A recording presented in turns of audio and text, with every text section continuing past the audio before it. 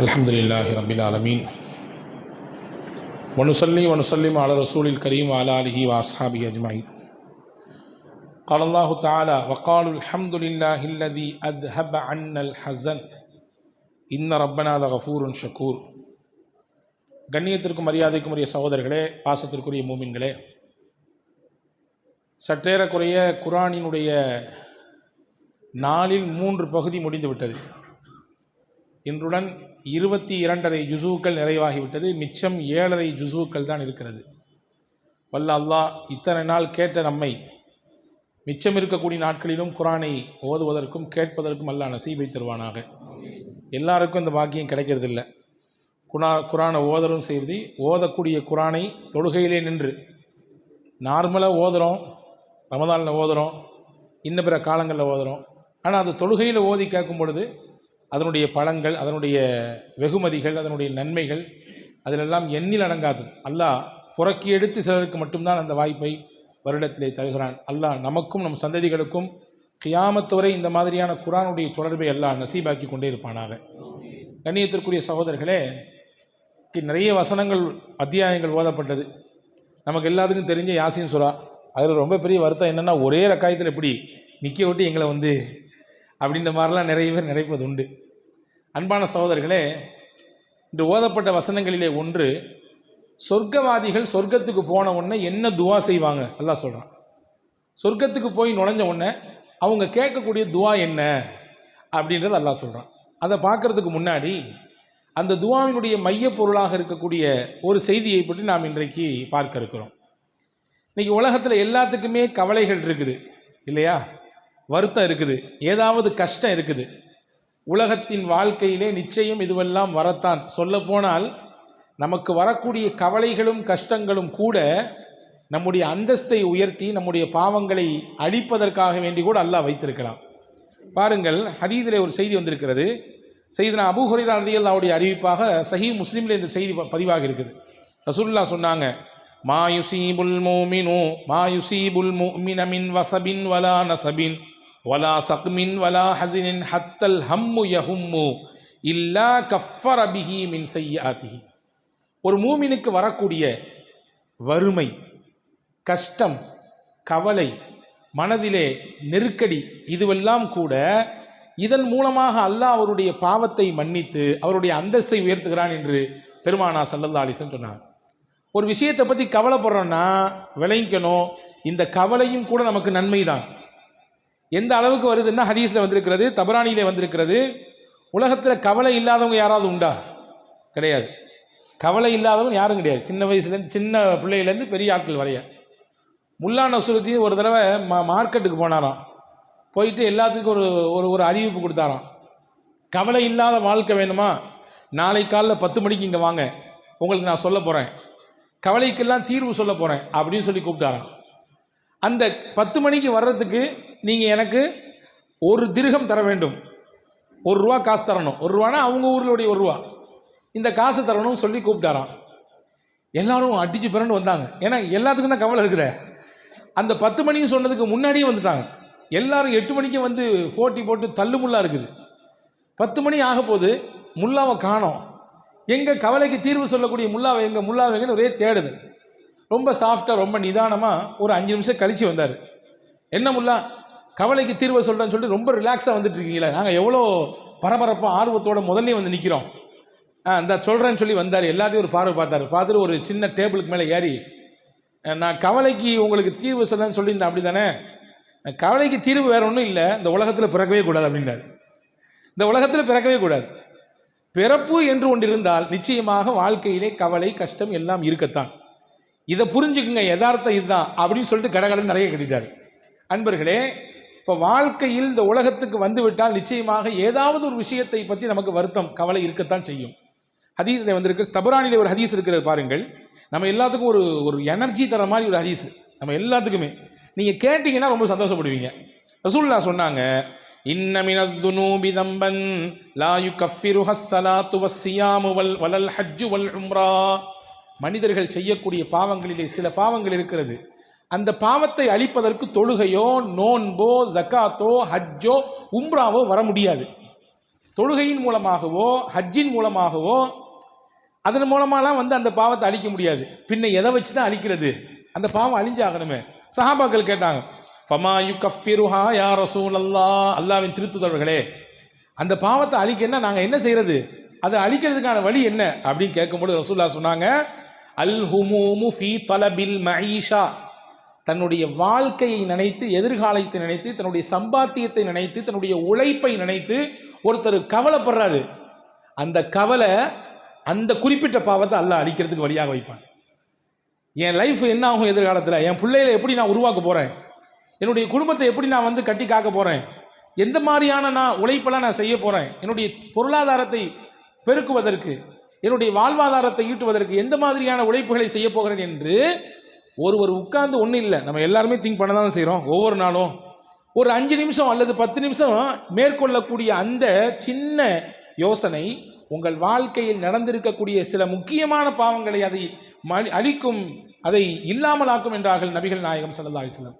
ஹஜ்ரத் அல்லாமா இப்னு Qayyim ரஹிமஹுல்லாஹ் சொன்னாங்க, மனிதர்கள் செய்யக்கூடிய சில பாவங்கள் இருக்கிறது, அந்த பாவத்திற்கு மன்னிப்பை அல்லாஹ் தங்கள் பிள்ளைகளின் எதிர்காலத்தை நினைத்து கவலைப்படக்கூடியவர்களுக்கு அல்லாஹ் வைத்திருக்கிறான்.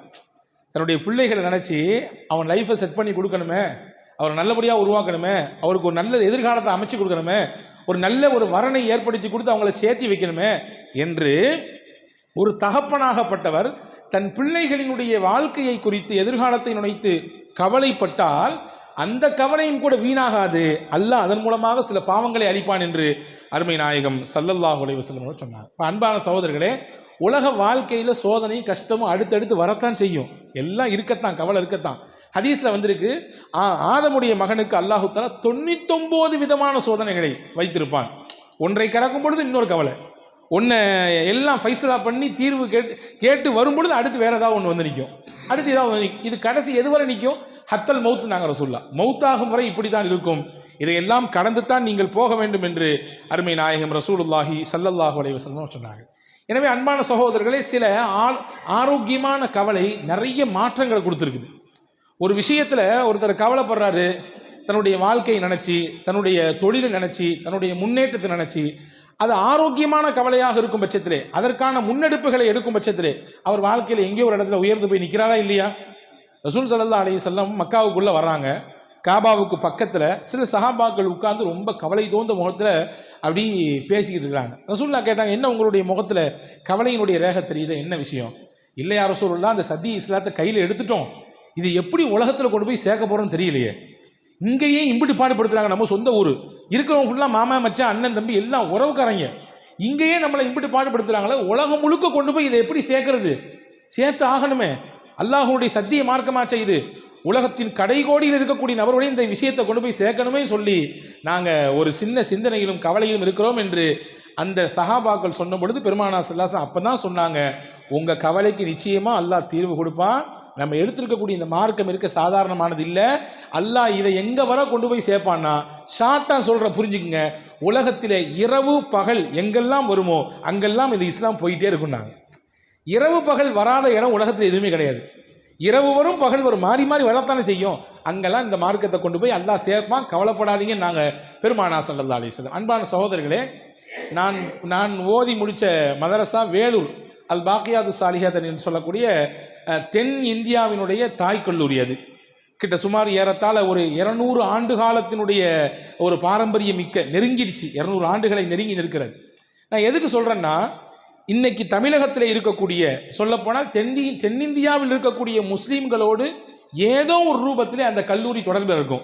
இப்போ நான் அந்த கல்லூரியில் படித்தேன், இந்த மஹல்லாவில் இருக்கிறேன், இந்த ஊரில் இருக்கிறேன், உங்கள் எல்லாத்தோடும் அந்த கல்லூரிக்கு தொடர்பு உண்டு. யார் வழியாக? என் வழியாக. ஒன்று நேரடி தொடர்பு, அல்லது நான் படித்தவர் அங்கே படித்தவராக இருப்பார், அல்லது அவருக்கு ஆசிரியராக இருப்பவர் அங்கே ஆசிரியராக இருப்பார். தமிழகத்தில் இன்றைக்கி எத்தனை கல்லூரிகள் இருக்குதோ அந்த கல்லூரிகளுக்கெல்லாம் மூலதனமாக தாயாக இருப்பது வேலூர் அல் பாக்கியாது சாலிஹாத். இதை ஏன் சொல்கிறீங்க, சுய புராணமா அப்படின்னு கேட்காதீங்க, ஒரு சின்ன கதை இருக்குது. அந்த நிறுவனத்தினுடைய நிறுவனர் அல்லாமா ஷேக் ஷா அப்துல் வஹாபுல் காதிரி ஆலா ஹசரத்னு சொல்லுவாங்க.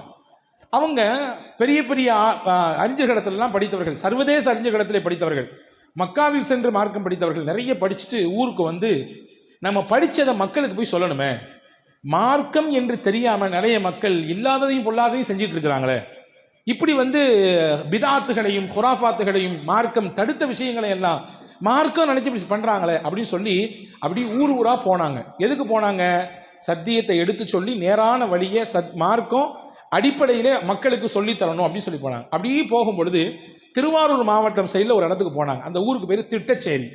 அந்த ஊரில் போய் மக்களுக்கு மத்தியில் என்ன செய்கிறாங்கன்னா, எது உண்மை, எது பொய், எது தவறான வழி, எது மார்க்க அனுமதிக்காதது அப்படின்றதெல்லாம் எல்லாத்தையும் எடுத்து சொன்னாங்க. மக்களுக்கு புரிஞ்சு போச்சு. அங்கே இருந்த ஒருத்தர் கேட்டார், நீ எங்கேருந்து வர்றீங்க? நான் அந்த மாதிரி வேலூர்லேருந்து வர்றேன். சரி, நீங்கள் உங்களை பார்த்தா பெரிய அறிஞர் மாதிரி தெரியுது, உங்களுடைய வார்த்தையில் அவ்வளவு ஞானம் இருக்குது, அவ்வளவு தூரம் மக்களுடைய உள்ளத்தை மாற்றக்கூடிய சக்தி எல்லாம் தந்திருக்கிறான், நீங்கள் என்ன பண்ணுறீங்கன்னு கேட்டார் அவர். இவங்க சொன்னாங்க, அப்துல் வஹாப் சொன்னாங்க, இந்த மாதிரி நான் நிறைய ஊர்களுக்கு போய் இந்த மாதிரியான அனாச்சாரம் நடக்கக்கூடிய இடத்துல எல்லாம் நான் என்னுடைய சொற்பொழிகளை வைத்து, என்னுடைய உரையை வைத்து அந்த மக்களுக்கு என்னால் ஆனதை கொடுத்துட்டு இருக்கிறேன். இப்போ அவர் சொன்னாராமா, இது எது நாள் வரை தொடரும்னு கேட்டாங்களாம். இது எது நாள் வரை தொடரும்? நீங்கள் உங்களுக்கும் மௌத்துண்டு, எனக்கும் மௌத்துண்டு, மௌத்து வாசினா முடிஞ்சு போச்சு எல்லாமே. இது ஒரு ஷார்ட் பீரியடாக இருக்க இது. அதனால் நீங்கள் ஒரு நீண்ட கால திட்டமாக ஒரு திட்டத்தை அமையுங்கள். நீங்கள் படித்திருக்கக்கூடிய விஷயத்தை அடுத்த தலைமுறைக்கு கொண்டு போய் சேருங்க. அதற்கான ஒரு நிறுவனத்தை துவங்குங்கள்.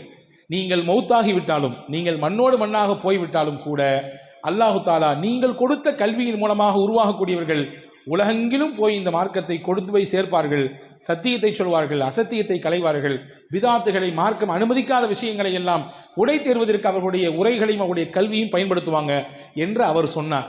அதற்கு இது சிறப்பான சிந்தனையாக பட்டுச்சு. ஆமாம், நம்ம எத்தனை நாள் தான் இப்படி ஊர் ஊராக போய் சொல்லிட்டு இருக்கிறது? ஒரு மக்களை உருவாக்கலாமே, ஒரு நிறுவனத்தை உருவாக்கலாமே என்று நினைத்துத்தான் வேலூரில் அவங்க வீட்டினுடைய திண்ணையில் உட்கார்ந்து ஆரம்பித்தாங்க. வீட்டினுடைய திண்ணை இருக்கும்ல, அந்த திண்ணையில் ஒரு 4-5 பேரை வைத்து துவங்கிய மதரசா தான் அல்லாஹு அக்பர். இன்னைக்கு வாய்ப்பு இருந்தால் நீங்கள் வேலூருக்கு போனீங்கன்னா கண்டிப்பாக பாருங்கள், பிரம்மாண்டமாக எழுந்து நிற்கிறது மதரசா. கிட்டத்தட்ட ஆயிரக்கணக்கான மாணவர்கள் தமிழ்நாடு, கேரளா, கர்நாடகா என்று இந்த தென்னிந்தியாவில் இருக்கக்கூடிய எல்லா மாநிலத்தினுடைய பிள்ளைகளும் அங்கே படித்து உலகத்தின் பல பாகங்களுக்கு போய் இந்த மார்க்கத்தை எடுத்து சொல்லிக் கொண்டிருக்கிறார்கள் என்று சொன்னால், இங்கே நமக்கான தகவல் என்னன்னா, அவங்க உள்ளத்தில் இருந்த ஒரு ஓரத்தில் இருந்த அந்த கவலை தான், அந்த சிந்தனை தான் இவ்வளவு பெரிய மாற்றத்திற்கு காரணமாக அமைந்தது. அன்பான சகோதரர்களே, சில கவலைகள் இருக்கிறதே, அது பெரிய வரத்தை கொண்டு கொடுத்துவிடும். எனவே தான் சில நேரங்களில் நமக்கு சங்கடத்தை தரக்கூடிய கவலைகளாக வந்தாலுமே கூட நீங்கள் அதை உங்கள் முகத்தில் வெளிக்காட்டக்கூடாது. ரசூல்லா சொன்னாங்க, ரசூல் ஸல்லல்லாஹு அன்புக்கு நெருக்கமானவர் செய்தன அலி ரலியல்லாஹு சொன்னாங்க, ஒரு மூமினுடைய சிந்தனை எப்படி இருக்குன்னா, பிஷ்ருஹு ஃபி வஜ்ஹிஹி வ ஹுஸ்னுஹு ஃபி கல்பிஹி. அவருடைய கவலை அவர் உள்ளத்தில் வச்சுக்குவார், முகத்தை சந்தோஷமாக வச்சுக்குவார். அந்த கவலையை வெளியே காட்டக்கூடாது. இன்னைக்கு நம்ம கேட்குறோமா இல்லையா, என்னப்பா முகம் ஒரு மாதிரி இருக்க, என்ன கவலை உனக்கு, ஏன் உனக்கு ஏதாவது சிரமமா? அப்போ முகமே காட்டி கொடுக்குது சில நேரங்களில். அப்போ அந்த கவலையை உள்ளத்திலே வைத்துக்கொண்டு முகத்தில் எப்பொழுதுமே மலர்ச்சியையும் சிரிப்பையும் வைத்துக் கொள்ளும் பொழுது நிச்சயமாக இந்த சிரிப்பும் முகமலர்ச்சியும் உள்ளத்தில் இருக்கக்கூடிய அந்த கவலையை போக்கிவிடும் என்பதாக நாம் பார்க்க முடிகிறது. எனவே தான் ரசூலுல்லாவுக்கு இல்லாத கவலையா? எம்புட்டு கவலை, சமுதாயத்தில் அனைத்து கவலை, சுற்றி இருக்கக்கூடிய முனாஃபிகீன்கள் நயவஞ்சர்களை பற்றி கவலை, எம்புட்டு பெரிய போர்க்களங்களுக்கு போனாங்க. நேற்று கூட சொன்னா இல்லையா, எத்தனை போர்களுக்கு ரசூலுல்லாஹ் கலந்துட்டாங்க? 19 போர்கள் கலந்துட்டாங்க. அது போக 37 போர்களை ரசூல் ஸல்லல்லாஹு அலைஹி வஸல்லம் வழி அனுப்பி வச்சிருக்காங்க சஹாபாக்களை. இவ்வளவு தூர ஒரு நெருக்கடியான நிலையிலும் கூட ரசூலுல்லாஹ் தன்னுடைய முகத்திலிருந்து அந்த புன்முறுவலையும் சிரிப்பையும் விட்டு கொடுத்ததே கிடையாது. அந்த கவலையிலிருந்து நம்ம ரிலாக்ஸேஷன் கிடைக்கணும்னா மனதார சிரிக்க வேண்டும், மக்களிடத்திலே புன்முறுவலோடு பழக வேண்டும். ரசூல் ஸல்லல்லாஹு அலைஹி வஸல்லம் வீட்டில் இருக்கக்கூடிய பிள்ளைங்களோடு விளையாடுவாங்களாம் சிரிச்சு. ஹதீஸில் வந்திருக்குது, ஒரு நாள் சஹாபாக்களுக்கு தொழு வச்சாங்க ரசூல் ஸல்லல்லாஹு அலைஹி வஸல்லம். தொழு வச்சிட்டு இருக்கும் பொழுது சஜிதாவுக்கு போன நபிகள் நாயகம் எந்திரிக்கவே இல்லை, தலையை தூக்கவே இல்லை. சஜிதாவுக்கு போனவங்க தலையை தூக்கவே இல்லை. தொழுதுட்டு இருக்கவங்கலாம் நினைக்கிறாங்க, என்னது இவ்வளவு நேரம் ஆச்சே, ஏன் சஜிதாந்து ரசூலுல்லாஹ் எந்திரிக்கல. சில சஹாபாக்கள் அப்படி ஓட்டக்கண் வீட்டுக்கு தலையை தூக்கி பார்க்கவும் செஞ்சுட்டாங்க. சில சஹாபாக்கள் சொல்றாங்க, எங்களுக்கு இப்படி ஒரு சிந்தனை வந்து போச்சு, அல்லாஹு தாலா சஜிதாலேயே ரசூலுல்லாஹ்வுடைய ஹயாத்தை முடிச்சுட்டானோ, ரூஹை எடுத்துட்டானோ அப்படின்னு சிந்தனை வந்து போச்சு. ஒரு கட்டத்துக்கு பின்னாடி, நீண்ட நேரத்துக்கு பின்னாடி தொழுகையை முடித்து சலாம் கொடுத்து எங்களை பார்த்து திரும்பி உட்காரும்போது நாங்கள் கேட்டோம், யார் ரசூலுல்லாஹ் இன்னைக்கு ஏன் இவ்வளோ லேட்டு, சஜிதால ஏன் இவ்வளோ இம்புட்டு நேரம் இருந்தீங்கன்னு கேட்டோம். அப்போ ரசூல் சொன்னாங்க, ஒன்றும் இல்லை, நான் சஜிதாவில் இருக்கும்போது என்னுடைய பேர பிள்ளைங்க ஹசனும் ஹுசைனும் வந்து என் மேலே ஏறி உட்காந்துக்கிட்டாங்க. யானை மேலே அம்பாரி விளையாடுவாங்க தெரியுமா பழைய காலத்தில்? இன்னைக்கெல்லாம் எங்கே ஜெருத்து யானை மேலே அம்பாரி அப்படின்னு கேட்குறீங்களா? ஒரு காலத்தில் இருந்துச்சு. பிள்ளைங்களை வீட்டில் இருக்கக்கூடிய பெரியவங்க தோலை தூக்கி வச்சு கொண்டு போன காலமெல்லாம் உண்டு. இன்னைக்கு முசீபத் இறங்கின்னு தள்ளி விட்டு போகக்கூடிய நிலைமை உருவாயிருக்குது. ரசூலுல்லாவுடைய தோளுக்கு மேலே அந்த 2 பிள்ளைங்க ஏறி உட்காந்துக்கிட்டாங்க. ரசூலுல்லா சொன்னாங்க, அவங்க விளையாடுறாங்க பிள்ளைங்க, அந்த பிள்ளைங்களை இறக்கி விட்டுட்டு அந்த சந்தோஷத்தை நான் முறிச்சிட்டு என் தொழுகையை தொடர்றதுக்கு என் மனசு விரும்பலை. எப்போ அதுகளாக இறங்கி போதோ அப்போ நம்ம எந்திரிச்சிக்கலாம் என்று சொல்லி நினைத்து நான் தாமதித்தேன் என்றார்கள் பெருமானா ஸல்லல்லாஹு அலைஹி வஸல்லம். கவனிக்கணும், ரசூலுல்லா இருந்தது சாதாரண நிலையில இல்லை, தொலை வச்சு கொடுத்துட்டு இருக்காங்க. பின்னாடி ஒரு பெரிய ஜமாத் தொழுகைக்கு நிற்குது. ஆனால் ரசூலுல்லா அங்கே சின்ன பிள்ளைகளுக்கு அவர்களோடு அன்போடு பாசத்தோடு அந்த விளையாட்டிலே கொஞ்சம் அவர்களுக்கான இடத்தை கொடுத்திருக்கிறார்கள் என்றால், அன்பர்களே, கவலையை போக்குவதற்கு இதைவிட சிறந்த மருந்து எங்கிருந்து நாம் எடுத்துக்கொள்வது? ரசூல் ஸல்லல்லாஹு அலைஹி வஸல்லம் மனம் விட்டு சிரிப்பாங்க தெரியுங்களா? பல நேரங்களில் சிரிச்சிருக்காங்க. இன்னைக்கு நிறைய பேர் சிரிக்கிறதே இல்லை. வாழ்க்கையில் எதை தொலைச்சாங்களோ தொலைக்கலையோ சிரிக்க மட்டும் தொலைக்கக்கூடாதுங்க. ஏன்னா நான் சொல்கிறது அடிக்கடி, சிரிப்புங்கிறது மனிதனுக்கு அல்லாஹ் கொடுத்த பெரிய கிஃப்ட்டு. வேற யாராவது எந்த உயிரினமாவது சிரிக்குதா உலகத்தில்? அப்படி சிரித்தா கதை என்ன ஆகும் வச்சுக்கோங்க. ஒரு சின்ன கற்பனை, இமேஜினேஷன். வீட்டிலேருந்து நீங்கள் வர்றீங்க, 27ஆம் கிழமை தொழுகைக்கு வர்றீங்க, நல்ல ஒயிட் அப்படி போட்டு அப்படி மனமனன்னு கமன்னு அத்தரெல்லாம் பூசிட்டு வெளியே வரும்பொழுது வச்சுக்கோங்க, உதாரணமாக 2 நாய் ஓரத்தில் 2 கிக்கி புக்கின்னு சிரிக்குதுன்னு வச்சுங்களேன். உங்கள் மனநிலைமை எப்படி இருக்கும்? நம்ம போட்டிருக்க ட்ரெஸ்ஸு அந்தளவு இம்புட்டு நாசமாக இருக்குதா? நாயெல்லாம் சிரித்து நம்மளை கேவலப்படுத்துகிற லெவல்லையா இருக்குன்னு யோசிப்பா மாட்டோமா? அல்லாஹு தாலா எந்த உயிரினுக்கும் கொடுக்காத ஒரு சிறப்பு தன்மையை அல்லாஹ் சிரிப்பிலை தந்திருக்கிறான், மனிதனுக்கு தந்திருக்கிறான். எனவே தான் சிரித்த முகங்களை பாருங்கள், நம்ம கல்விலேருந்து போகவே போகாது, எப்போவுமே இருக்கும். அது உம்மனா மூஞ்சிகளை நாம் ஞாபகத்தில் வைத்துக்கொள்ளவே மாட்டோம். எப்பொழுதுமே ஒரு 1/2 கிலோ இஞ்சியை தூக்கி வாயில் வைத்துக்கொண்டே கடித்து கொண்டிருப்பவர்களை போன்று சிலர்களை பார்க்க முடியும். அது ரசூலுல்லாவுடைய சுன்னத்தல்ல. ரசூலுல்லா எப்படி இருந்தாங்க? அவ்வளவு கவலைகள் இருந்தும் கூட அனஸ் ரலியல்லாஹு சொல்றாங்க, எப்பொழுதும் ரசூல் ஸல்லல்லாஹு அலைஹி வஸல்லம் முகத்திலே புன்முறுவல் இருக்கும். அந்த புன்முறுவலை பார்க்கும் பொழுது எங்களுக்கு நிலவினுடைய அழகே எங்களுக்கு பெருசா தெரியாது, ரசூலுல்லாவுடைய முகத்தினுடைய அழகு தான் பெருசா தெரியும். ஒரு செய்தியை சொல்லி முடிக்க, ரசூல் ஸல்லல்லாஹு அலைஹி வஸல்லம் வீட்டில் மனைவிமார்களோடு பேசிட்டு இருக்காங்க. பேசிட்டு இருக்கும்போது ஸல்லல்லாஹு அலைஹி வஸல்லமுடைய வீட்டு கதவு தட்டப்படுது. யாருன்னு கேட்டாங்க. ரசூல் ஸல்லல்லாஹு அலைஹி வஸல்லம் கேட்ட உடனே அங்கேருந்து பதில் வந்துச்சு, நான் உமர் வந்திருக்கேன்னு பதில் வந்துச்சு. உமர்னு கேட்ட மாத்திரத்தில் வீட்டில் இருந்த பெண்கள்லாம் எந்திரிச்சு ஓடி போய் அந்த திரைக்கு பின்னாடி ஒளிஞ்சுக்கிட்டாங்க. இப்போ ஸல்லல்லாஹு அலைஹி வஸல்லம் உள்ளே வர்றாங்க. உள்ளே வந்த உடனே ஸல்லல்லாஹு அலைஹி வஸல்லம் அப்படியே சிரிச்ச முகமாக இருக்கிறாங்க. இந்த காட்சியை கண்ட உடனே உமர் ரலியல்லாஹு கேட்டாங்க, யா ரசூலல்லாஹ், ஏன் அல்லாஹ் உங்களை, நீங்கள் சிரிக்கிறீங்க, ஏதோ ஒரு மகிழ்ச்சியான நிகழ்ச்சி நடந்திருக்குது, அல்லாஹ் உங்களை எப்பொழுதுமே சிரிப்பாக வைத்திருப்பானாக, அல்லாஹ் உங்களுக்கு சந்தோஷத்தை தருவானாக. இதாங்க துவா. ஒருத்தர் சிரிச்சா துவா செய்யணும் மார்க்க சொல்லுது. இன்னைக்கு நம்மள நிறைய பேருக்கு யாராவது நமக்கு முன்னாடி சிரிச்சாங்கன்னா கையெல்லாம் அரிக்குது, பல்ல நரன்னு கடிக்கிறோம். நீ சிரிக்கிறியா? நீ சிரிப்பா சிரிக்க போற பாரு வாழ்க்கையில், என்னையை பார்த்தா சிரிக்கிற நீ அப்படின்னு நினைக்கிறோம். ஆனால் ரசூலுல்லாஹ் சொல்லி கொடுத்தாங்க, ஒரு நண்பர் சிரித்தால் அல்லாஹு சின்னக்க, அல்லாஹ் உங்களுக்கு இன்னும் சந்தோஷத்தை தரட்டும், இன்னும் மகிழ்ச்சியை தரட்டும், இன்னும் ஆனந்தத்தை தரட்டும். ஏதோ ஒரு சந்தோஷம் உங்களுக்கு நடந்திருக்கு, அதனால சிரிக்கிறீங்க, இன்னும் தரட்டும் அப்படின்னு துவா செய்யணும். பாருங்க, ரசூலுல்லாஹ்க்கு அந்த துவாவை ஹஸரத் உமர் ரலியல்லாஹு செஞ்சு முடிச்சுட்டு அடுத்து கேட்டாங்க, யார் ரசூலுல்லாஹ், உங்கள் சிரிப்புக்கு என்ன காரணம்? கதையை சொன்னாங்க. நான் மனைவிமாரோட பேசிட்டு இருந்தேன், உங்கள் பேரை தான் கேட்டாங்க, எந்திரிச்சு தெரிச்சு போய் உள்ளார எல்லாம் ஒளிஞ்சிருக்காங்கன்னு சொன்னாங்க. ஸல்லல்லாஹு அலைஹி வஸல்லம் சொல்லி முடிச்சது தான் தாமரம். ஹஸரத் உமர் ரலியல்லாஹு அந்த பெண்களை பார்த்து பேசினாங்களாமா, என்ன நீங்கள் என்னையை பார்த்து ஏன் இப்படி பயப்படணும், அச்சப்படணும், ரோஷப்படணும்? நான் பயப்படுறதுக்கு தகுதியான ஆளே கிடையாது, முகமது ரசூலுல்லாஹ் இருக்காங்க, அவங்கள பார்த்து நீங்கள் பயப்படணும் அப்படின்னு சொன்ன உடனே அந்த பெண்கள்கிட்ட உடனே பதில் வந்துச்சு, எங்கள் நபி சாஃப்ட்டு, நாங்கள் எப்படியும் அவங்கள்ட்ட பேசிக்கலாம், ஆனால் நீங்கள் கொஞ்சம் ஹார்டான ஆள், கொஞ்சம் ரோஷக்காரரு, எனவே உங்களை பார்த்தா எங்களுக்கு பயம்தான் அப்படின்னு சொன்ன உடனே ஸல்லல்லாஹு அலைஹி வஸல்லம் உமர் ரலியல்லாஹு சொன்னாங்க, உமர் இங்கே திரும்புங்க, கதைக்கு வாங்க. உங்களை பார்த்து நீங்கள் ஒரு ரோட்டில் போனீங்கன்னா அந்த ரோட்டுக்குள்ளே சைத்தானே வர்றதில்லை, பயந்து அடுத்த தெருக்கு ஓடி போயிடுறான்.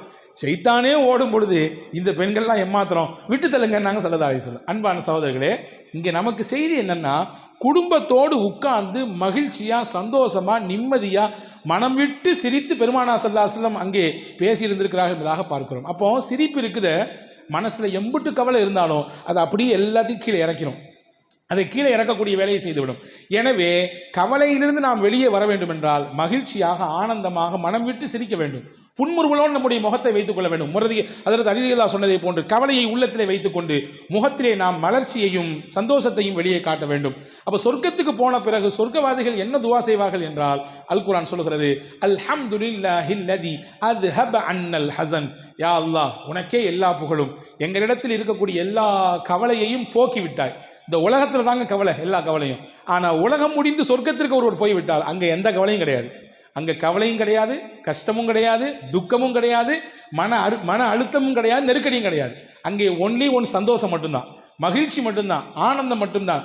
எனவே அவர்கள் அங்கே போன பிறகு அதை அனுபவிக்கிற சமயத்திலே அல்லாஹ்விடத்திலே சொல்வார்கள், யா அல்லாஹ், எம்புட்டு கவலையோடு உலகத்தில் வாழ்ந்துக்கிட்டு இருந்தேன், எல்லா கவலையும் போக்கி எனக்கு நிம்மதியை தந்துட்டாயே என்று சொர்க்கவாதிகள் சொல்வதாக நாம் குர்ஆனிலே இன்று ஓதப்பட்ட சூரத்துல் ஃபாத்திர் என்கின்ற அத்தியாயத்திலே கூறப்படுவதை பார்க்கிறோம். எனவே நாம் கவலையிலிருந்து வெளியே வந்து நாம் நிம்மதியாக வாழ்க்கையை நாம் லேர்ன் பண்ணணும் சொன்னால், அதை வந்து அனுபவிக்கணும்னு சொன்னால், இன்ஷா அல்லாஹ் நாம் நம்முடைய வாழ்க்கையிலே மகிழ்ச்சியோடு சந்தோஷத்தோடு முகமலர்ச்சியோடு பார்க்கிற பொழுது, முகமலர்ச்சியோடு ஒருவரை சந்திப்பது, முகமலர்ச்சியோடு சலாம் சொல்வது, இதுவெல்லாம் நம்முடைய கவலையை போக்குவதற்கான வழியாக மார்க்கம் சொல்லுகிறது.